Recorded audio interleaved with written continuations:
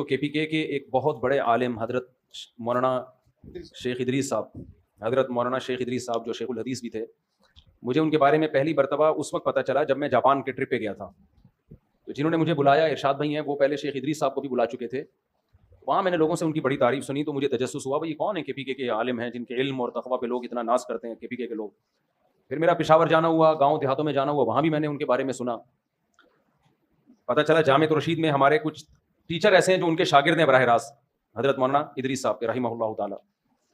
ہمارے دل میں بھی عقیدت پیدا ہوئی. اطلاع ملی کہ جی ان کو شہید کر دیا گیا. شہادت سے پہلے 15-20 دن ان کے خلاف سوشل میڈیا پہ ایک بہت ہی غلیظ قسم کا پروپیگنڈا کیا گیا. ان کا بیان میں نے سنا، بیان تو پشتو میں ہے لیکن وہ بہت آسان پشتو ہے، واضح ہے. اس میں انہوں نے بتایا کہ میں حق بیان کروں گا، پھر فوج کی تعریف کی، آرمی چیف کی تعریف کی. اس کے بعد پھر سوشل میڈیا پہ ان کے خلاف جو طوفان بدتمیزی مچایا گیا ہے ان کے خلاف، شرم کے سارے تقاضوں کو بالائے طاق رکھ کے. تو پہلے میں آپ سے چند اصولی باتیں کروں گا.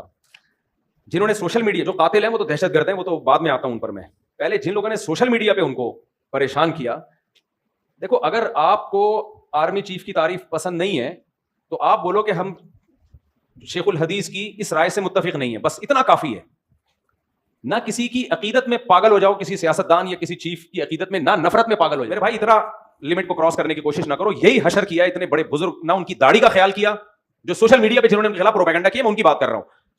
انہوں نے 2 لفظ بول دیا آرمی چیف کی تعریف میں، فوج کی تعریف میں. تو کیا ان کے خلاف پہلے سوشل میڈیا پہ زہریلا جو جاہلوں نے جو کچھ کیا ان کے ساتھ، پھر اس کے بعد جو دہشت گردوں نے ان کو شہید کیا ہے، وہ تو انف ہو گیا. لیکن یہ بھی اللہ نے ہمیں بتایا یا ایھا الذین آمنوا خذوا حذرکم، اے ایمان والو اپنے بچاؤ کی تدبیریں اختیار کرو، دشمن سے بچاؤ کی تدبیریں اختیار کرو.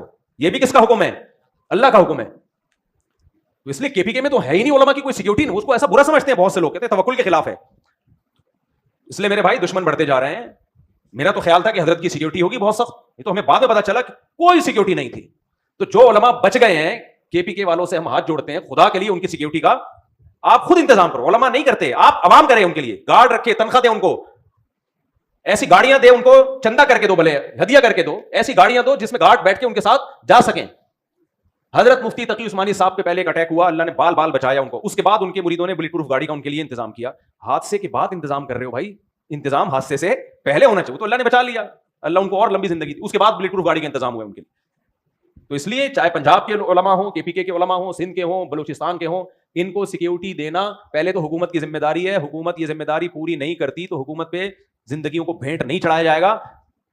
عوام کی ذمہ داری، ان کے شاگردوں کی ذمہ داری ہے. بجائے اس کے کہ گارڈ نے الٹا اعتراض کر رہے ہوتے ہیں، یہ تو گارڈ لے کے گھومتے ہیں، ان کو تو اللہ پہ توکل ہی نہیں ہے. دیکھو موت آنی ہوگی، گارڈ کے ساتھ بھی آئے گی، لیکن ہم اسباب کے مکلف ہیں. ہمیں اللہ نے حکم دیا ہے. نبی صلی اللہ علیہ وسلم سے ایک صحابی نے آ کے پوچھا، یا رسول اللہ میں اونٹ کے پاؤں میں رسی باندھوں حفاظت کے لیے یا اللہ پہ توکل کر کے چھوڑ دوں اس کو؟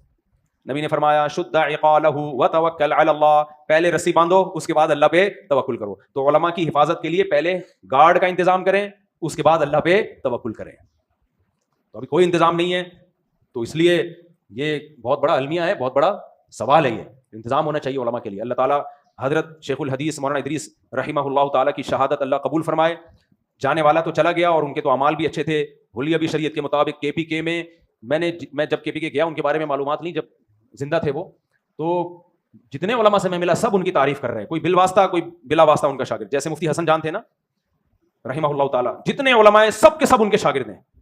یہ حضرت مفتی حسن جان کے داماد تھے حضرت مولانا ادریس، وہ بھی شہید ہوئے، یہ بھی شہید ہوئے. ان کی بھی حفاظت کو کوئی انتظام نہیں اور مولانا ادریس کی حفاظت کا بھی کوئی انتظام. تو یہ تو غلط بات ہے نا.